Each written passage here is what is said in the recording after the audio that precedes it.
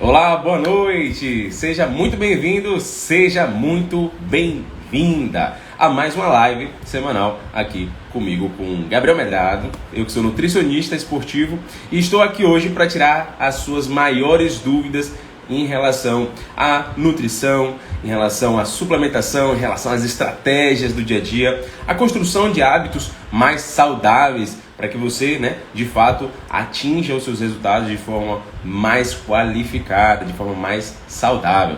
Pois então, aqui eu selecionei alguns questionamentos que me foram levantados neste último mês e aqui eu vou tirar com vocês as dúvidas também que vocês me mandarem aqui pela live, tanto aqui nos comentários como também aqui na caixinha de perguntas. Tem um balãozinho aqui com a interrogação onde vocês já podem encaminhar a sua pergunta. Então eu queria saber se vocês estão me ouvindo bem, me vendo bem, já me mande aqui no chat para eu entender se vocês estão me vendo bem, que a gente já vai começar a super live. É isso aí. Eu recebi uma pergunta do Luan, Luan que é meu paciente, né? E ele tinha me mandado uma pergunta que era bem pertinente, que era: o que você acha do pessoal que faz uns pratos bonitos, mas não sabe o valor nutricional que tem nele, né? E isso é muito comum. Hoje em dia nós temos uma exposição muito grande a vários alimentos, sejam eles dos fast foods, sejam eles industrializados, ou ainda aos pratos fitness, né? Então você que me acompanha provavelmente vê os meus pratos fitness, que é basicamente a mesma coisa quase todo dia, né? Porque eu gosto de ter um padrão bem fixado, né? Então eu escolho certinho quais são os alimentos que eu como e eu mantenho esse padrão durante muito tempo. Mas existe aquela grande questão, né? Onde a gente vê algo muito bonito e às vezes a gente não sabe qual o valor nutricional que está ali naquele prato, naquele alimento. E aí eu preciso levantar com vocês uma primeira grande questão, que é uma das coisas que fazem com que a nutrição seja algo lindo, lindo de se ver, lindo de trabalhar, lindo de comunicar, que é o entendimento de que a nutrição ela não se baseia apenas num quesito biológico. Então, por exemplo, nós temos dois grandes fatores que norteiam a nutrição.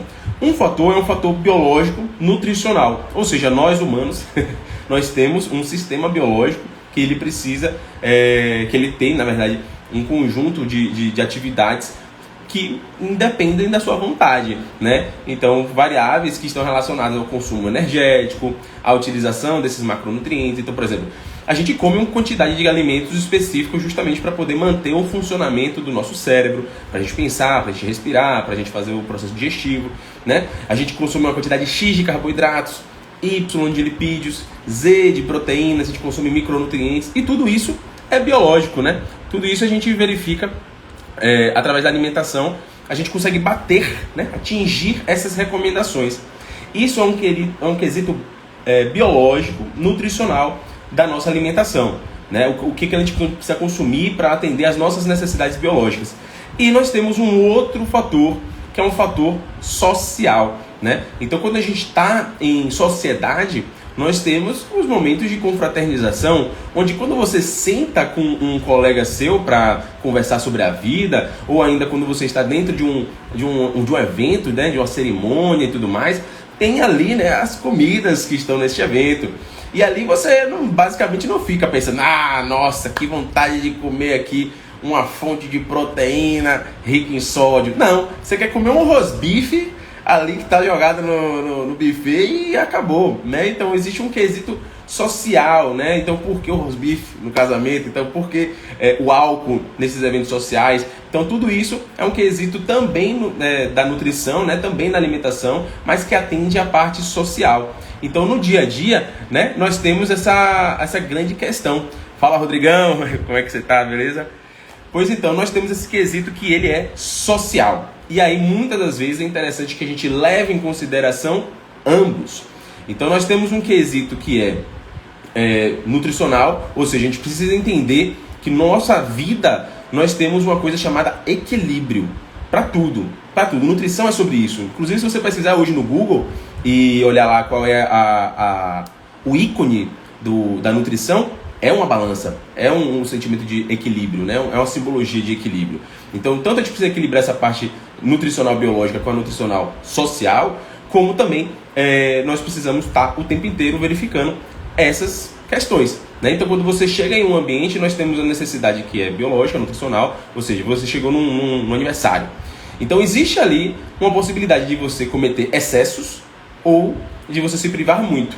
E isso não é equilíbrio. O equilíbrio é você entender o quanto daquilo dali atende aos seus quesitos nutricionais e o quanto daquilo dali atende aos quesitos sociais. Então, se você chega no ambiente e você come de tudo, quer dizer que você não tem um equilíbrio nutricional. Você respeitou o movimento social, né? Que tá todo mundo ali, vai, come um pouquinho, vai, come um pouquinho. Todo mundo botou alguma coisa pra você comer ali dentro, te alimentou, te tasfou ali, né? Te colocou um bocado de comida pra dentro.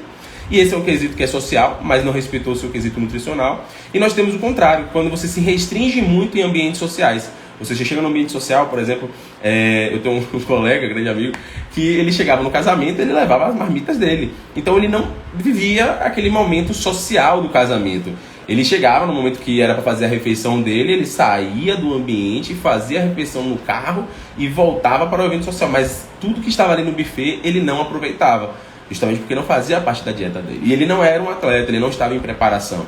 Então não justificava ele ter um certo grau de restrição como ele teve naquele período. Então isso também é um desequilíbrio, né? Você não respeita a parte social do alimentar. Pois bem, já recebi aqui algumas perguntas. A pergunta número 1 foi de Nath. Ela perguntou aqui, boa noite, própolis é bom tomar em jejum ou tanto faz? Tanto faz. Né? O própolis, existem dois tipos de própolis, dois tipos de própolis, 3, 4 tipos de própolis. A gente tem própolis que ele é o extrato aquoso e o extrato etanólico. O extrato etanólico ele tem uma concentração melhor dos seus componentes bioativos e ele acaba sendo mais interessante do que o aquoso. E o verde, mais interessante do que o vermelho. O própolis verde mais interessante que o vermelho, tá? Então essa é a grande questão do própolis. Agora você pode utilizar em qualquer momento do dia. Pode ser em jejum, como pode ser também de noite, tá? Outra pergunta. A Sandra perguntou aqui, para substituir 2 ovos que você não comprou na minha dieta. Boa, tá vendo aí? Não comprei o ovo e agora estou recebendo uma reclamação aqui via live. Então assim, substituir 2 ovos aí tem no plano com certeza. Né? Então lembrando, gente, sobre essa questão de substituição dos ovos, é muito comum nós visualizarmos que a gente tem uma substituição de proteínas ao longo da dieta. Ovos, elas são um contexto mais polêmico, né, vamos dizer assim. Porque existe aquela pergunta, será que quando eu como ovo, eu tenho que comer o ovo inteiro? Ou como o ovo, só a clara do ovo, só a gema do ovo, gema faz mal? Como é que funciona essa questão dos ovos em si? Então a primeira questão é o seguinte, a gema não faz mal, tá? Se você, esse consumo do colesterol alimentar não influencia no seu colesterol endógeno, né? Na produção do seu colesterol endógeno. O que vai influenciar na sua produção de colesterol endógeno, ou seja, aquele colesterol que você já produz, é o consumo de gorduras saturadas. Então, se você consumir muitas gorduras saturadas, é provável que esses marcadores eles se elevem, tá? Mas o consumo do colesterol ali através da gema do ovo, ele não influencia no seu colesterol endógeno. Primeira questão sanada. Segunda questão do ovo que eu vejo que é muito comum é o seguinte, eu tiro a gema do ovo ou não tiro a gema do ovo? Tá. Isso vai depender do cálculo do seu plano nutricional, tá? Da sua dieta. Por quê? Quando nós falamos do ovo, nós falamos ali de mais ou menos 6, 7 gramas de proteína no ovo inteiro, sendo que metade dessa porção de proteína está na clara e metade está na gema, tá? Sendo que destes também existem outros componentes no ovo, né? Claro, o ovo não é só proteína. O ovo também tem gorduras na sua composição. E a gordura está 100% presente na gema do ovo, assim como as vitaminas e minerais do ovo. Então, ali está grande parte das calorias que são interessantes para a gente e também das vitaminas e minerais que são interessantes para a gente também. Então, é preciso considerar essa gordura do alimento dentro do nosso cálculo. Se você tiver uma dieta que está muito restrita em gorduras, é provável que você retire gemas na sua refeição. E aí você faça, por exemplo, 2 ovos inteiros e 2 claras de ovos, né? Que aí você consegue ter uma quantidade boa de proteínas sem aumentar a quantidade de gorduras desta refeição, tá? Tem pessoas que não podem consumir, sei lá, 4, 5 ovos numa refeição com ovos inteiros, porque está ali calculado, planejado, tudo certinho, tá? E aí, por exemplo, se fosse substituir por o frango, pelo atum, pela carne, aí você poderia aumentar o valor de lipídios, né, de gorduras, desta refeição através, por exemplo, de azeite de oliva, através da adição de outras gorduras nessa refeição, tá? Mas é importante lembrar que toda vez que eu acompanho um paciente, eu sempre deixo claro para ele quantas opções ele tem, né, de oferta de proteína, até mesmo para você conseguir dinamizar o seu plano nutricional, né? Então, às vezes você tá ali, o frango Faber-Castell, como eu mandei esses dias aí, se você não acompanhou o Stories, o frango Faber-Castell é aquele frango da pessoa que não sabe fazer frango, entendeu? Então o que ele faz? Ele cozinha o frango e acabou. É aquele frango branco, igualzinho a borrachinha da Faber-Castell. Então, se você come muito frango Faber-Castell, uma hora você vai enjoar desse frango, né? Então é provável que você precise substituir ele pelo atum, pela sardinha, pelos ovos, pelo patinho moído. Então você trocaria ele por outras opções de proteínas, justamente para poder atender essa demanda sua de proteínas do seu dia, tá? E aí, dando continuidade aqui à nossa conversa sobre esse quesito da nutrição e do equilíbrio, um outro ponto que me perguntam comumente é sobre a substituição do pão francês e o pão integral. Eu sempre falo para meus pacientes que todos eles podem consumir o pão francês. Todos eles podem consumir o pão francês. Seja a pessoa que está buscando emagrecimento, seja a pessoa que está buscando hipertrofia, seja a pessoa que está buscando desempenho, todos eles podem comer pão na sua dieta, o pão francês. Só que nós temos uma diferenciação entre os pães, né? Primeiro, porque me perguntaram, né, se o pão francês tem a mesma quantidade de calorias que um pão integral, por exemplo, né? Então, um pão não integral, um pão normal, tem a mesma caloria que um pão integral. E sim, eles têm basicamente a mesma caloria, mas o que difere entre eles na sua composição é basicamente a qualidade do que está ali dentro. Então, quando a gente fala de caloria, gente, a gente está falando de um todo, né? Cada gordura, cada grama de carboidrato e cada grama de proteína, normalmente você tem ali 4 calorias, enquanto que cada grama de gordura tem 9 calorias, né? Só que aí você não está dizendo quais são esses carboidratos, quais são essas proteínas, quais são essas gorduras. E isso é importante a gente ressaltar. Então, quando a gente fala de um pão integral, nós estamos falando que o quê? Que nós temos um pão que tenha mais teor de fibras, que ele tenha um carboidrato que ele é mais lento de ser digerido, de ser absorvido.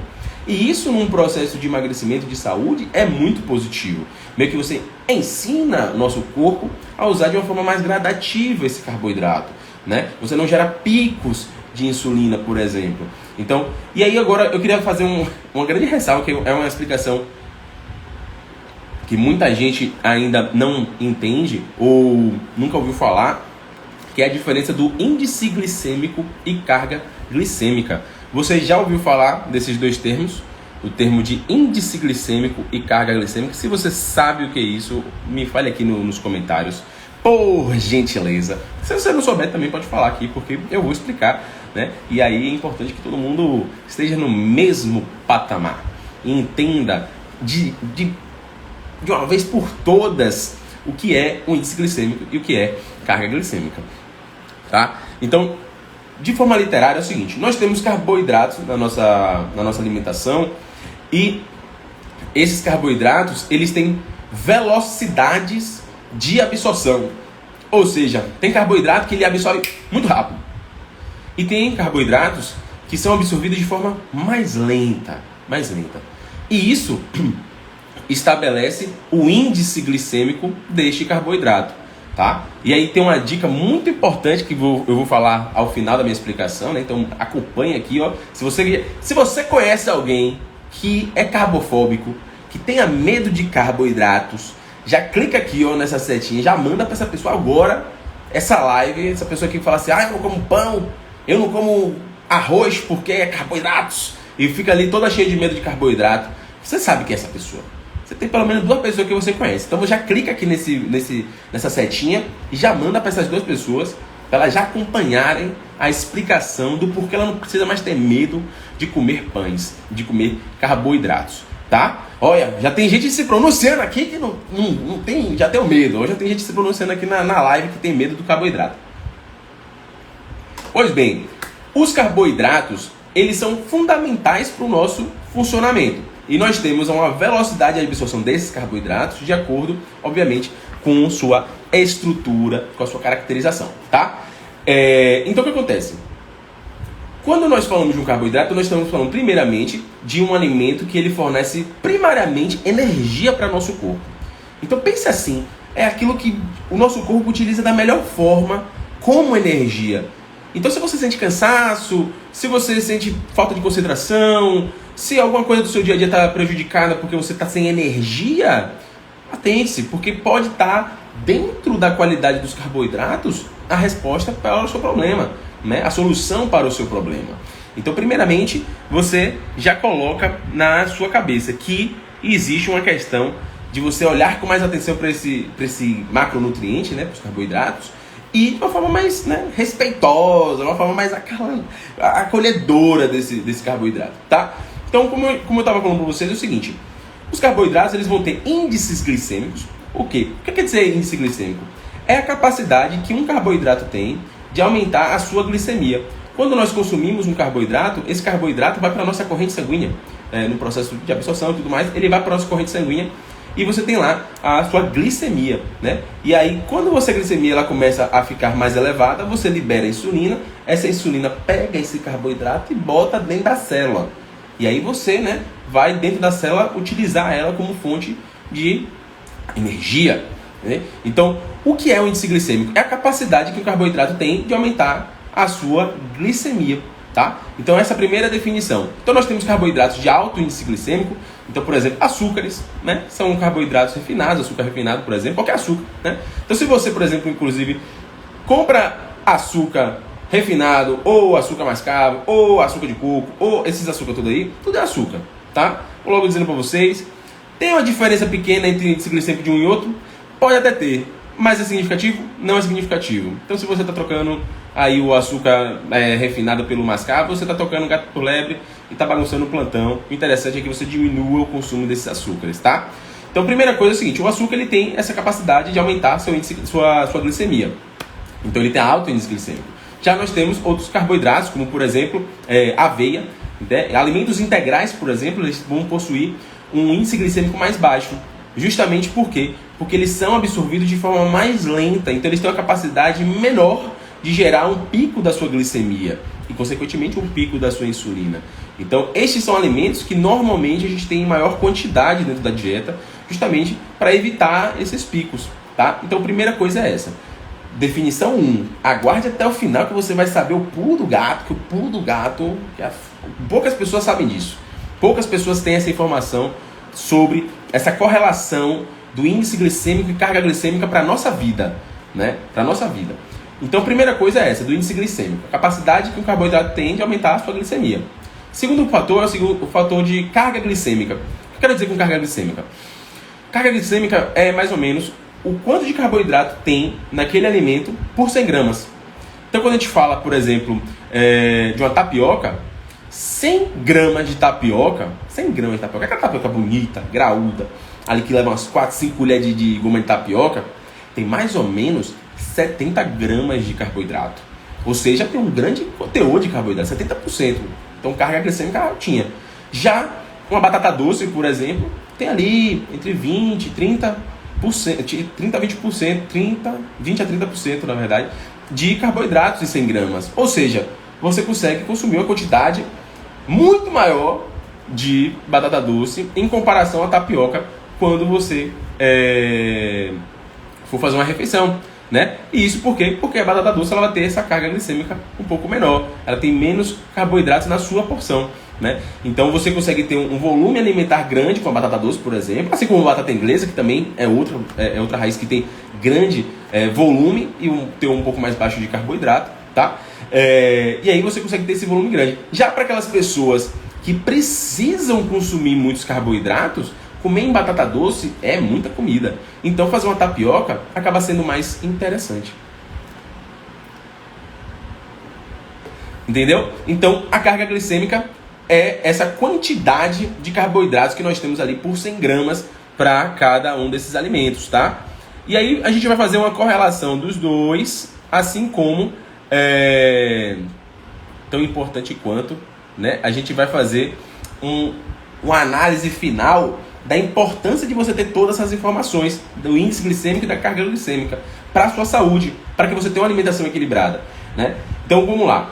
Quando a gente falou do índice glicêmico, nós temos esse marcador, nós temos o carga glicêmica, que é a quantidade de gramas de carboidrato que tem por 100 gramas. E aí muitas vezes eu vejo um paciente ou outro que chega para mim e fala assim, ah não, que eu troquei o pão e tô comendo agora tapioca. E aí ele bota, sei lá, 4 colheres de sopa de tapioca para fazer uma tapioca bonita, graúda, aquela tapioca grandona, sabe? E aí quando ele faz aquilo dali, eu falo, olha, você tá comendo aí 4 fatias de pão integral. Aí o paciente, eita, meu nossa, é o quê? Você tá comendo 4 fatias de pão integral. É o equivalente aí, pô, você tá fazendo. A pessoa fica pasma, né? Inclusive hoje em dia tem até uma marca que vende o sachêzinho com 80 gramas certinho da tapioca. Que a galera só bota assim na panela, vral, 4 fatias de pão. Sendo que quando você pergunta, você consegue comer 4 fatias de pão? A pessoa fala, não, é muito. Mais uma tapiocazinha toda assim, a pessoa consegue. Tem o mesmo equivalente de calorias pela carga glicêmica, tá? Pela carga glicêmica, exato. Então, quando a gente fala dessa carga glicêmica e do índice glicêmico, o que a gente precisa ficar mais atento é isso.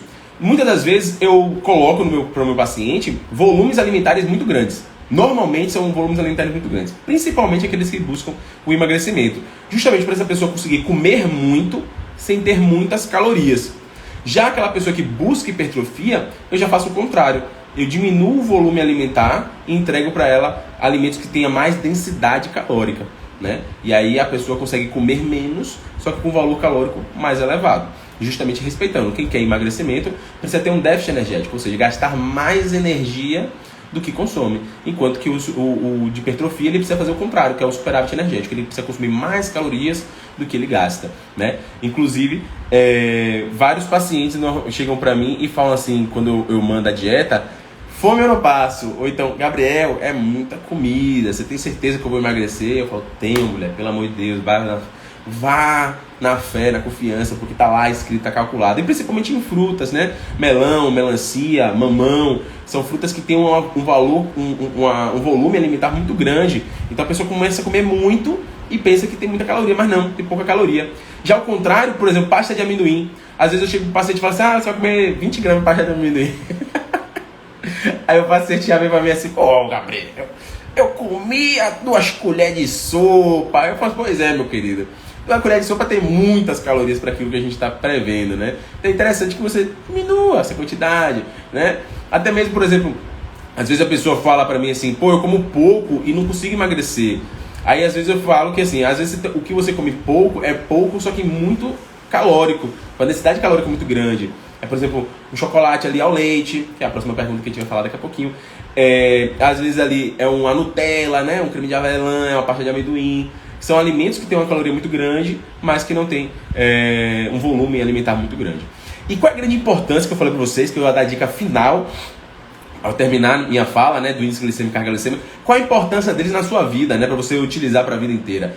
A gente precisa lembrar que estes marcadores que eu falei agora, índice glicêmico e carga glicêmica, são coisas inerentes ao alimento.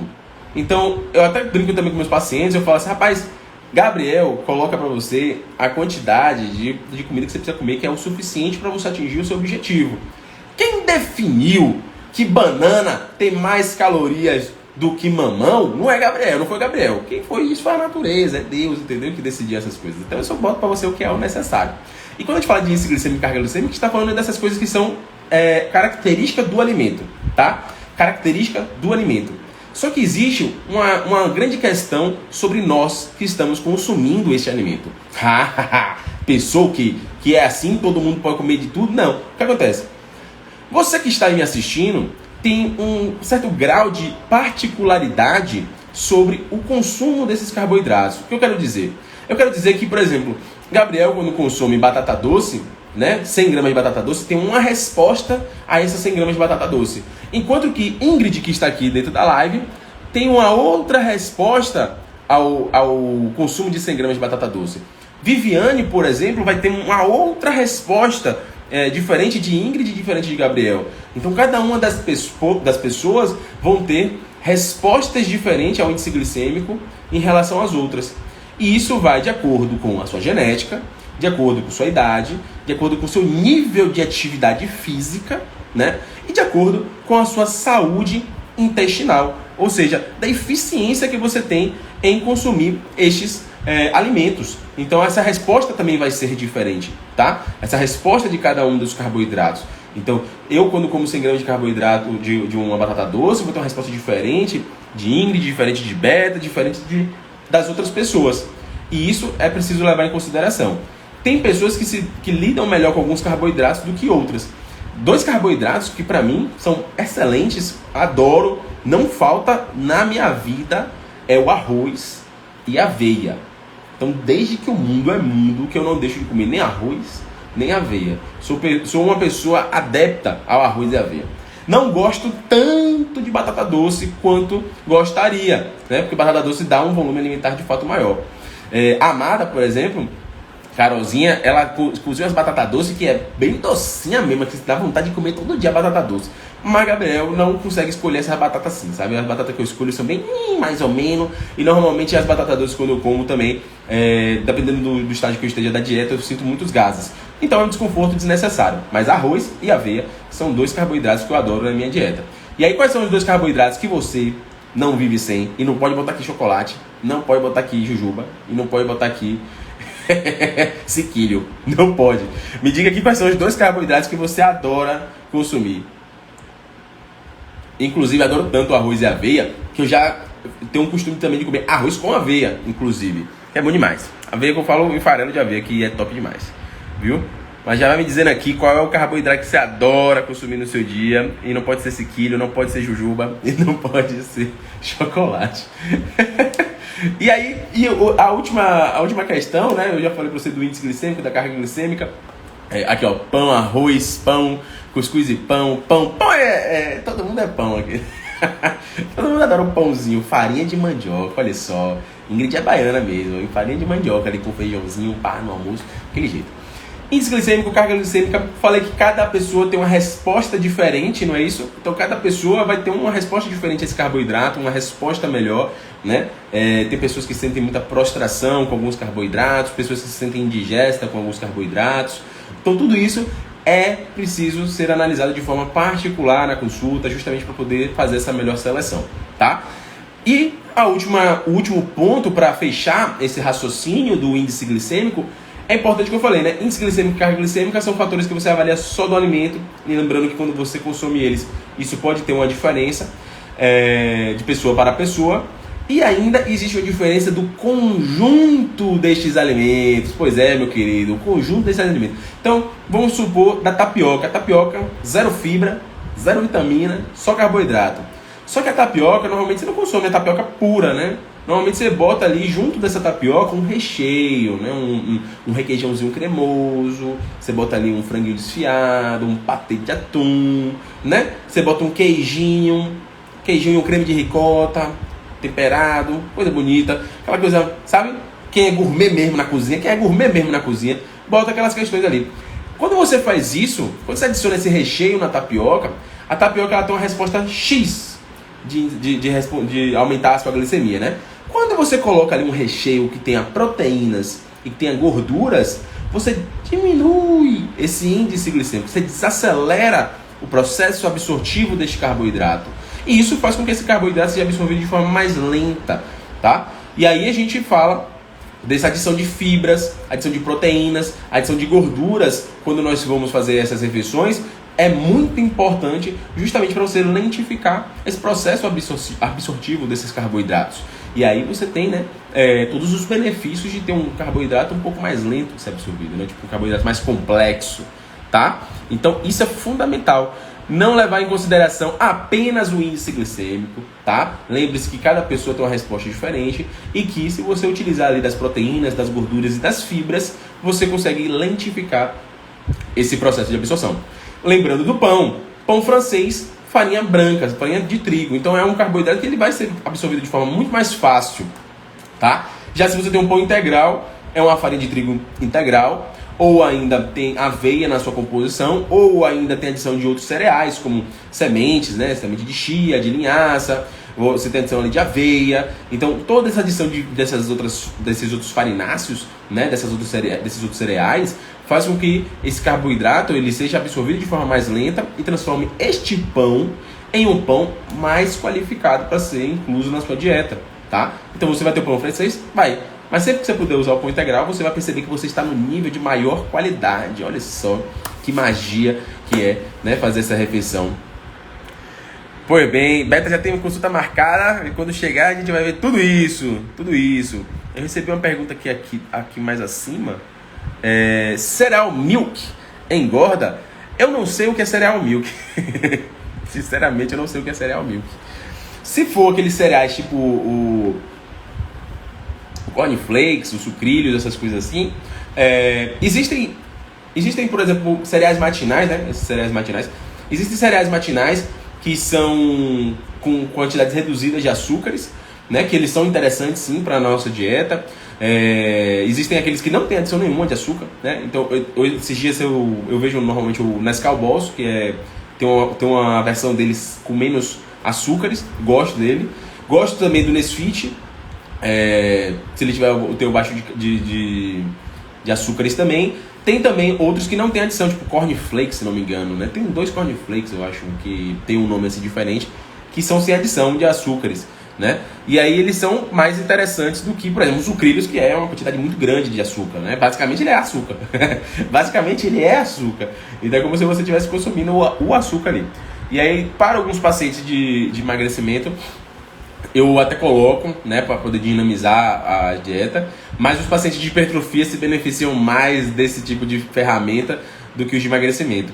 Principalmente para um pós-treino, né? Então, às vezes, chega de um treino mais cansado, aí eu consigo conciliar fontes de carboidrato. Um carboidrato que é mais rapidamente absorvido, como o açúcar, né, desses sucrilhos, e ainda um outro carboidrato que seja um pouquinho de lenta absorção, né? Então, ali cereais, fibras e tudo mais, frutas com outras fibras.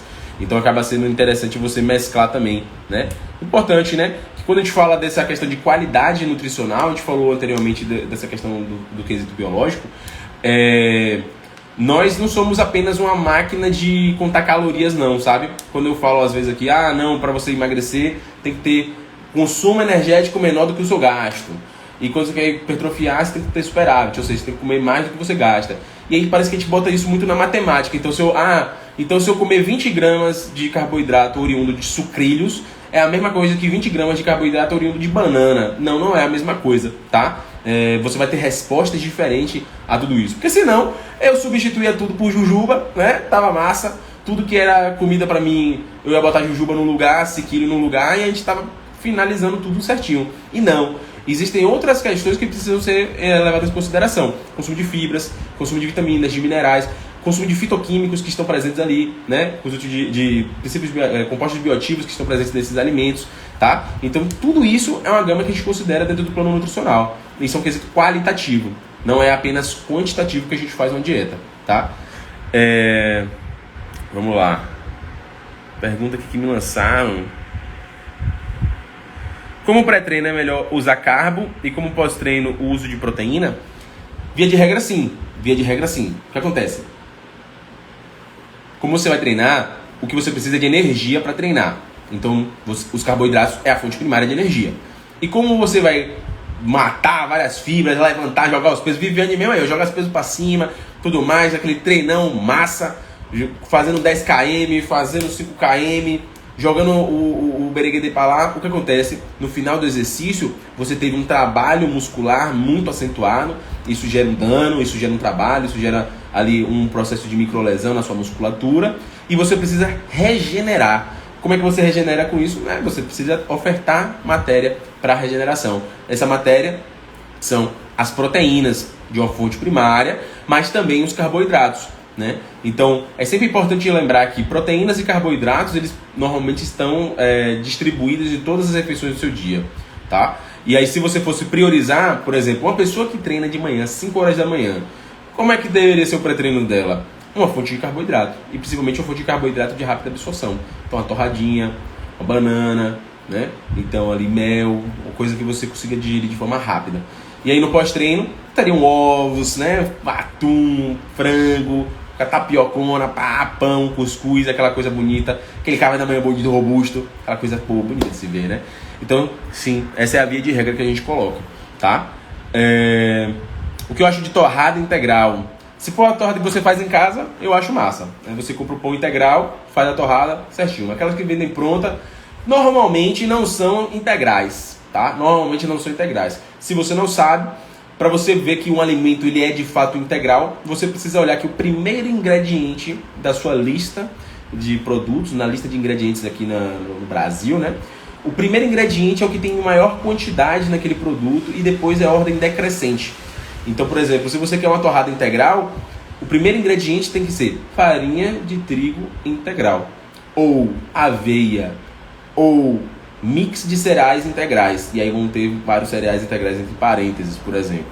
Já muitas dessas torradas que eu vejo integrais que são vendidas aí no mercado, o primeiro ingrediente é farinha de trigo enriquecida com ferro e ácido fólico, que é uma farinha branca, é uma farinha que não é integral. Então ali você já vê que o primeiro ingrediente é aquilo que mais tem dentro do produto, não é uma farinha integral. E aí eu já faço um alerta para um outro produto que eu vejo que as pessoas vão comprando whey protein e trocam gato por lebre.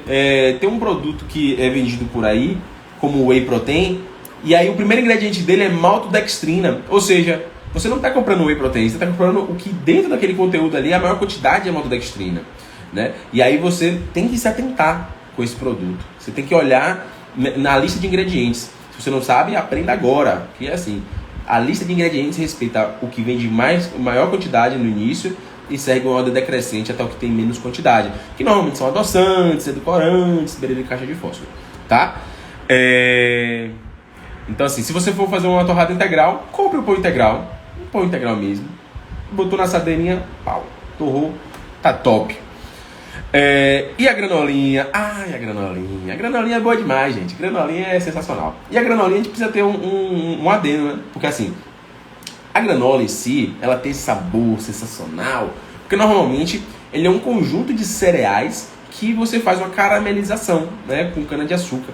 E aí faz com que ele tenha vários tipos de carboidratos, né, carboidratos complexos, carboidratos mais simples e tudo mais, quantidade de fibras boas também, e tá dentro do planejamento. O importante, na verdade, é você levar em consideração que precisa estar calculado, porque eu, Gabriel, por exemplo, sou uma pessoa que não tem muita maturidade para granola. Então, se você me der um pacote de granola, eu desço o saco de granola todo ali e acabou, entendeu? Então, tem que ter um comedimento. Você tem que saber qual é a quantidade ideal para você. Tem que estar calculado. E aí, quando eu faço também para alguns pacientes, eu sempre coloco para o paciente mesclar. Ele botar uma quantidade em granola e uma quantidade em farelo de aveia, por exemplo, né? Então, você tem ali 2 mix, tá? Ou ainda, você pode botar granola, né? Mas aí você faz mais vezes na semana com consumo de farelo de aveia ou de aveia do que com de granola, por exemplo. Justamente por causa dessa distinção mesmo de ter a caramelização. E existem algumas granolas ainda, isso eu estou falando para vocês, essas granolas boas. Mas existem granolas por aí que elas têm adição de fato do açúcar. Então tem uma quantidade bem alta de açúcar.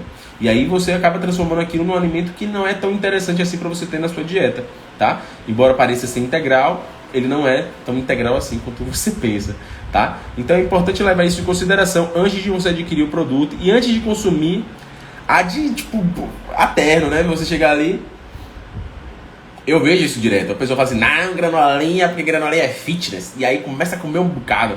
Aí no dia ela comeu, sei lá, 1000 calorias de granola e depois, eu não sei porque eu não emagreço. Você sabe por quê, agora você sabe por quê. Porque a granolinha ali pode estar atrapalhando o seu resultado. Então, ó, se atente ao consumo da granolinha, tá? E aqui eu já falei para vocês sobre como escolher um pão, né? Como pegar uma torrada integral, um pão integral. Você lê a lista de ingredientes. E uma pergunta que me mandaram também é como escolher uma barrinha de proteína. A barrinha de proteína, gente, é uma opção muito mais interessante para você ter como lanche do que uma barrinha de cereal, né? Então ainda hoje, século 20... ano 2022, ano da tecnologia, né? Ano de eleição, e as pessoas aí ainda, trocando barrinha, usando barrinha de cereal como lanche. Barrinha de cereal normalmente tem uma quantidade grande de açúcares. Quando não açúcar, os irmãos do açúcar, primo do açúcar, glicose invertida, xarope de sei lá o que, eles vão ter outros nomes, mas é açúcar, meu amigão. Então ele normalmente tem vários açúcares presentes, baixa quantidade de fibra e baixa quantidade de proteína. Então assim, muitas das barrinhas de cereais, inclusive, parecem muito com uma barrinha de chocolate. Que, inclusive, já faço até esse adendo. Se você está comendo barrinha de cereal pensando que está arrasando e não sabe porque está emagrecendo, é por causa disso aí, ó, que não está emagrecendo. Porque a barrinha de cereal, ela às vezes tem essa quantidade muito grande de açúcar, tem muitas calorias. E a barrinha de proteína Em contrapartida, ela acaba sendo uma opção muito mais interessante. Por quê? Primeiro, porque é uma barrinha de proteína. Essas proteínas, elas além de te dar mais saciedade para a sua refeição, né, para o seu lanche, elas também vão participar de 2 pontos importantes. O primeiro deles é de aumentar o gasto energético. Então nós temos um gasto energético quando a gente consome os carboidratos, as proteínas e as gorduras. E as proteínas possuem um gasto energético maior do que esses outros dois, né? Então ele acaba sendo interessante para um emagrecimento também nesse aspecto. E um terceiro ponto, né, é o ponto de que você, ao consumir boas fontes de proteína, você faz um processo de manutenção do seu tecido muscular. Então você com certeza conhece alguém que emagreceu e nesse processo de emagrecimento ficou mais flácido, mais flácida. Então essa pessoa, normalmente, ela perdeu mais massa muscular também nesse processo. E aí ela perdeu densidade muscular. Então quando você consome proteínas de forma distribuída ao seu dia, de forma adequada, de acordo com o cálculo que a gente faz, você consegue ter uma manutenção desse tecido, dessa massa muscular, tá? Então é importante também esse fator para o consumo de barrinhas de proteína, tá? Além disso, essas barrinhas de proteína muitas das vezes têm uma seleção melhor dos carboidratos, às vezes não tem adição de açúcares, às vezes é isento de lactose, então para aquelas pessoas que querem, que têm intolerância à lactose, então acaba sendo mais interessante do que as barrinhas de cereais, por exemplo. Agora sim, vem agora, porque nem tudo são flores na vida do bodybuilder, né? do pseudo bodybuilder, essa pessoa que está aí treinando musculação e tudo mais. Por quê? Porque quando a gente faz um cálculo para a dieta de uma pessoa, a gente considera particularidades da pessoa, né? Então a gente considera valores de proteína, de carboidrato e de gordura muito pertinentes à pessoa, individuais da pessoa. Quando a gente fala de barreira de proteína, a gente está falando de uma coisa fixa. Então uma das grandes barreiras que eu vejo, né, dificuldades que eu tenho durante o acompanhamento nutricional, é de colocar uma barrinha de proteína que fique muito próxima àquilo que eu já tinha estabelecido antes. Porque quando a gente fala pra você, não, você vai comer X de frango, com X de batata doce, com X de queijo, a pessoa vai consumir. Mas eu quero diminuir proteína, diminuir o frango. Eu queria aumentar carboidrato, aumentei batata doce. Mas quando a gente fala de uma barrinha de proteína, não tem como.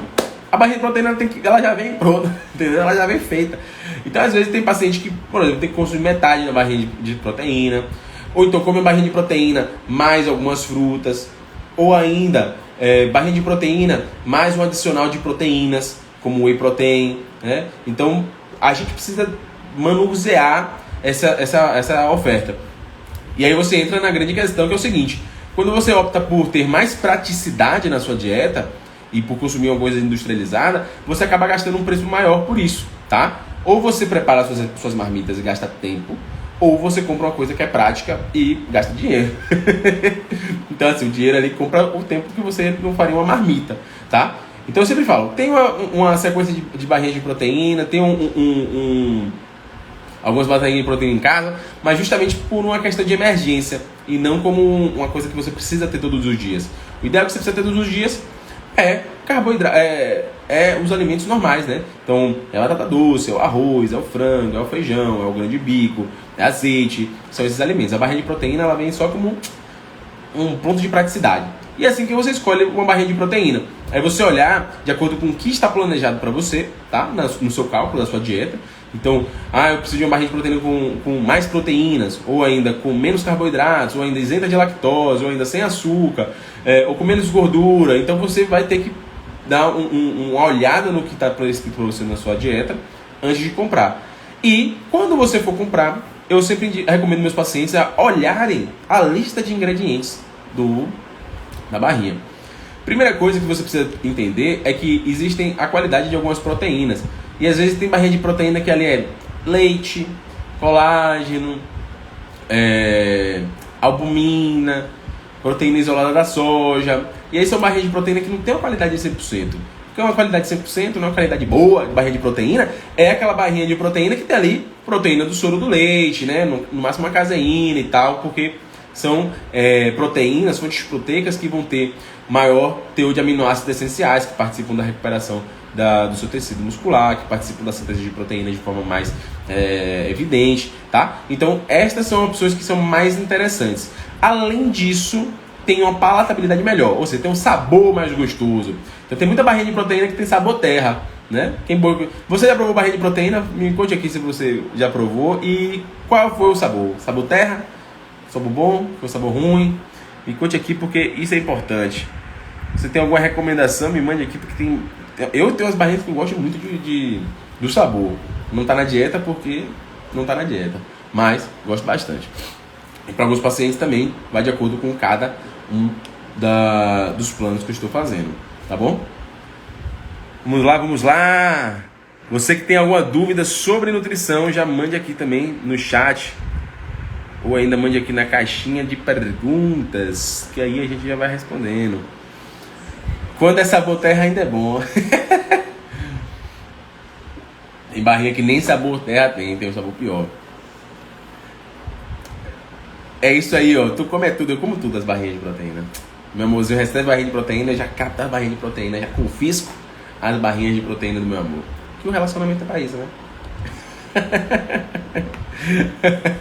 Pois bem, eu recebi uma última pergunta aqui que eu tinha separado, que eu achei muito interessante para essa fase de agora, justamente porque hoje eu tô vendo mais pessoas dentro da sala de musculação, que é muito positivo, né? As pessoas buscarem esse tipo de comportamento, de treinar, de arranjar uma modalidade esportiva para realizar, para poder ter mais saúde, para poder ter um condicionamento melhor, né?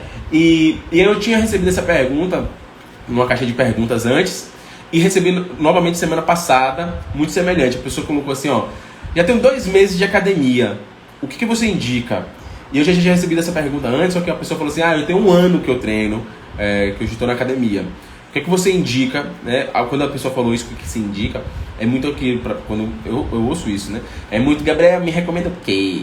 Eu vou tomar um whey, vou tomar uma creatina, já é hora de tomar um pré-treino. E assim, eu falei para essa outra pessoa há uns meses atrás e para essa pessoa da semana passada a mesma coisa.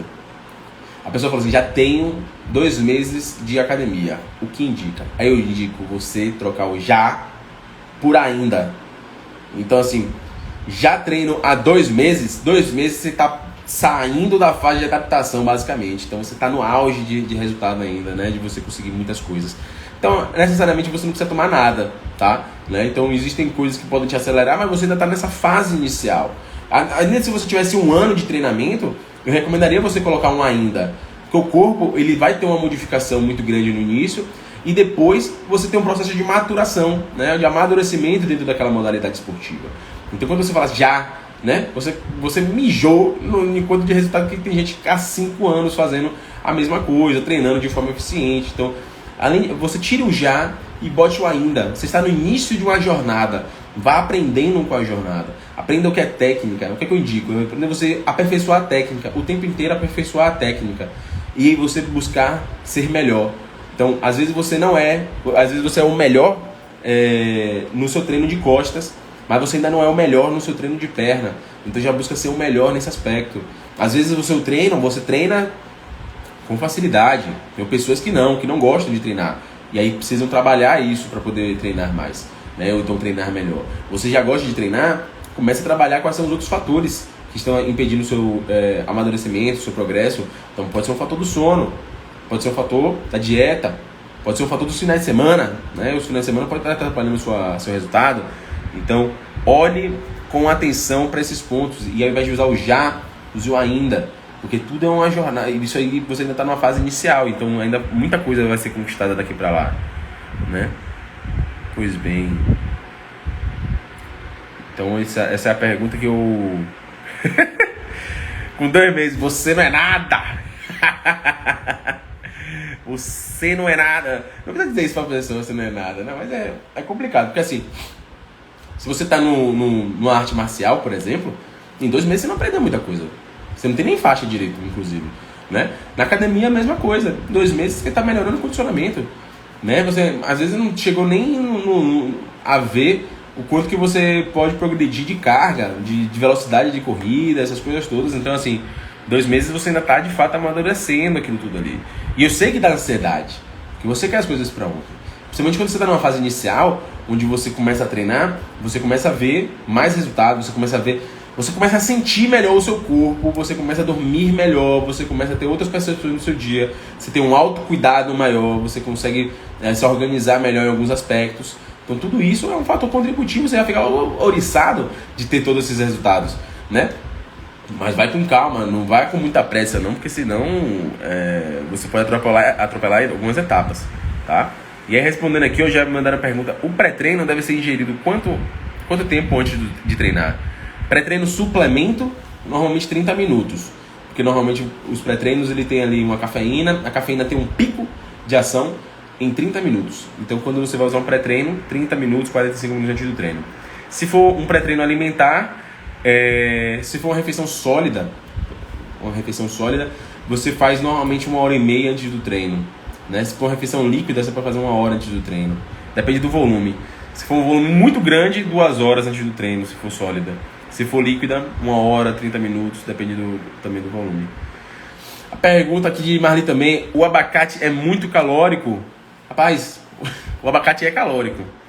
Muito calórico é outra questão. Normalmente sim, se você comparar com outros alimentos, ele tem um teor de calorias maior. Por quê? Porque o abacate ele é um fruto que ele é rico em gorduras.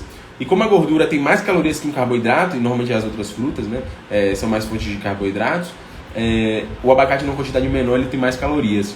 Então a gente tem uma quantidade diferente das outras frutas, do que banana, por exemplo.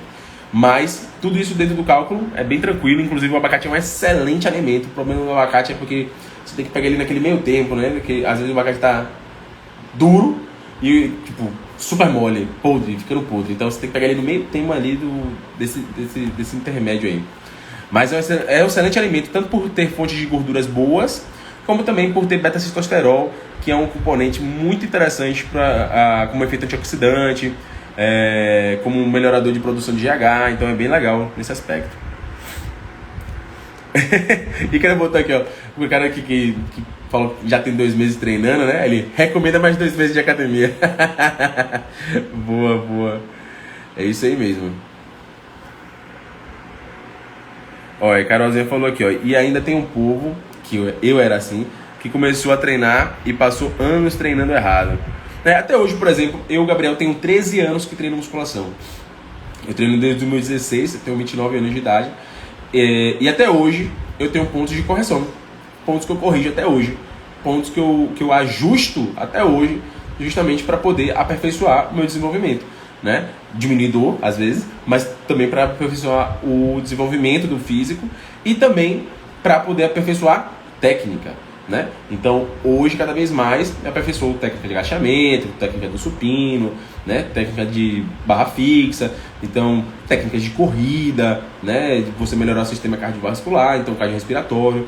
Então é interessante que você olhe isso, você precisa melhorar algumas técnicas.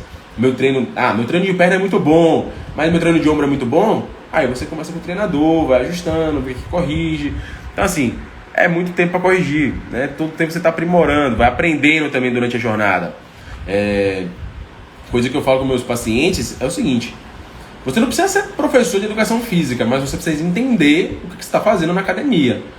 Então você precisa entender para que serve uma remada baixa, né? Para que serve um puxador fechado para frente.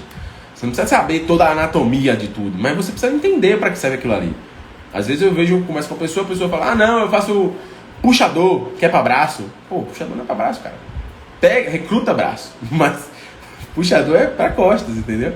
Então assim, você precisa aprender durante o processo. Assim como qualquer outra pessoa, por exemplo, uma arte marcial, aprende os golpes, você precisa aprender, né, para que servem determinados exercícios, né? Aprende qual que você se dá melhor, qual que você dá pior, qual que você tem mais consciência, qual que você não tem e tudo mais. E qual desenvolve cada coisa, né? Para poder ter um bom resultado.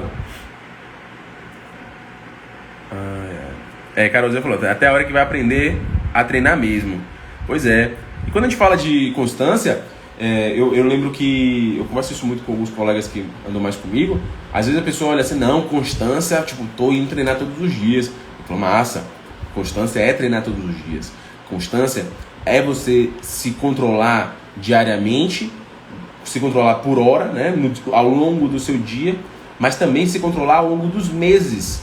Então assim, quando você toma uma medida muito drástica em um mês, você pode sacrificar o resto do ano. Então, constância é também sobre você estar treinando durante todo o seu ano, né? Todo o período do ano de forma constante, de forma a olhar o seu progresso, tá? Justamente porque ao longo dessa trajetória você pode se desmotivar.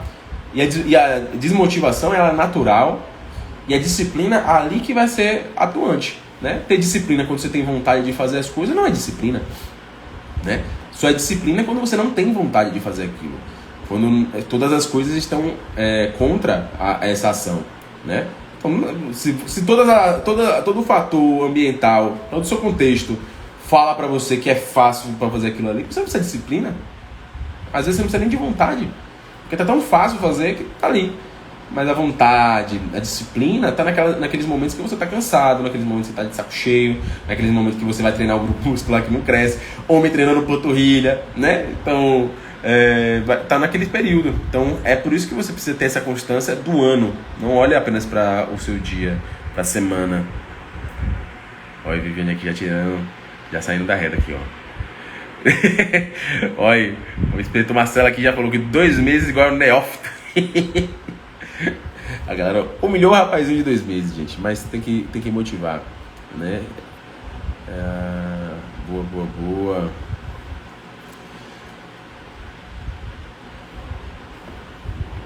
Até porque, gente, nesse período que você começa a evoluir no saber como é que funciona o seu treino, você começa a também melhorar a consciência muscular, né? Então, às vezes você está fazendo um treino que você nem sabe para que serve, nem sabe qual é a dor que você tem que sentir, né? Será que a dor é aqui, o esforço é aqui, o esforço é ali? Não sabe, e aí a mão da lesão chega, treme, você começa a não perceber, e começa a não se motivar mesmo, porque aquilo que você não se interessa por, você acaba perdendo, né? É que nem estudar, né? Se você para de estudar alguma matéria da sua faculdade, você começa a perder o interesse sobre aquilo, né? Porque você não estuda, você não lê, você não tem contato mais com aquilo. Então, a musculação, você precisa ter contato, você precisa entender cada trajetória, cada processo. E, por exemplo, 2 meses, você está numa fase que você ainda nem teve ciclos de mudança da sua estratégia. Porque normalmente a gente tá o quê? A gente vai ganhando peso, vai ganhando massa muscular, fica num corpo maior. E depois de um tempo de você estar treinando, ganhando mais massa muscular, aí você fala assim, pô, tô bem, tô grande, agora tá chegando o período de verão, eu quero ficar mais definido, eu quero diminuir meu percentual de gordura, aí como é que eu faço? Aí você desce um pouco o peso, melhora a definição, então trabalha de uma outra forma a musculação, de uma outra forma a sua rotina semanal de treinamento, de uma outra forma a sua alimentação. Então tudo isso vai influenciar no final das contas. Você com 2 meses, você nem trocou isso ainda, né? Você nem saiu de um mesociclo, acredito, dependendo da pessoa do treinador que te acompanha, você nem saiu daquele primeiro ciclo ali, né? Então você está ali no treino de adaptação, né? Então, por favor, tenha paciência, tenha calma, tá? Vá no seu tempo. O importante é que ao longo dos meses, ao longo dos anos, você esteja num corpo melhor, você esteja com mais saúde, você esteja num nível maior do que você estava há anos atrás. Esta é a grande importância. Pare de olhar para o outro, para o atleta, o blogueiro e tudo mais. Tire as fotos de como você está hoje, e aí você começa a comparar essas fotos de hoje com as suas fotos do seu eu futuro, né? E aí você começa a perceber essa progressão, você começa a perceber que o físico está melhor, você começa a perceber que a qualidade do seu físico está maior, e que até mesmo, inclusive, principalmente, você como pessoa está muito mais bem organizado, muito mais bem disciplinado, muito mais dedicado, e aí isso tudo também repercute no seu físico, tá? Então gostaria de saber de vocês, mais dúvidas aqui, podem me mandar nos comentários ou aqui no balãozinho, dúvidas de nutrição, dúvidas de suplementação, emagrecimento, ganho de massa muscular, tudo isso aqui vai estar respondido aqui, tá? Pois bem, que estamos chegando ao final da super live de hoje, live essa que acontece todas as terças-feiras. Então você que chegou aqui nesse finalzinho já da live, já pega para assistir mais tarde, depois na gravação, porque vai ficar salvo no meu feed lá, né? Assim como as lives anteriores, né? Então se você chegou até agora e esse foi o primeiro episódio que você assistiu da sequência de lives que eu faço, nós já estamos, eu acho que na 11ª live, né? Então aí já várias semanas fazendo lives sobre nutrição, sobre suplementação, tirando as suas dúvidas sobre emagrecimento, ganho de massa magra, sobre suplementação, sobre hábitos, né? teve efeito sanfona, teve hipertrofia muscular, que é o ganho de massa muscular. Então todas essas lives estão lá no feed do meu Instagram, assim como também outros vídeos também bem interessantes para que você consiga progredir, para que a nutrição seja um pouco mais fácil na sua vida, tá? Além dos posts. Então conto com a sua presença lá no meu feed. Caso você tenha alguma dúvida também, você pode me mandar por via direct, tá? Ou ainda acompanhar e na próxima live também já me mandar as dúvidas. Ao longo da semana também abro a caixinha de perguntas pra gente conversar, interagir, falar ali pelo Stories também. Então me acompanhe por lá também. Ao finalizar aqui, já mande no grupo da família essa live, porque eu sei que sempre tem aquela pessoa que tem dúvidas sobre nutrição e que com certeza não sabia o que era índice glicêmico, carga glicêmica, não sabia escolher uma barrinha de proteína, não sabia várias coisas que nós conversamos aqui nessa live, tá? Então já mande para essas pessoas, porque a pessoa tá ali lavando um prato, tá ali, né, dirigindo, no engarrafamento e tudo mais, já vai ouvindo a live, já vai ouvindo o Nutri explicando certinho sobre todas essas questões, né? E aí já fica uma pessoa melhor, já fica uma pessoa mais instruída, tá? Então, um beijo no coração de vocês, né? Gostaria de agradecer muito a presença de vocês aqui nessa live. Nos vemos na próxima terça-feira e também lá no Stories. Acompanhe, já que a gente vai começando muito nessa semana até do longo desses dias, tá? Então um beijão pra vocês. Nos vemos na próxima semana. Tchau, tchau, gente.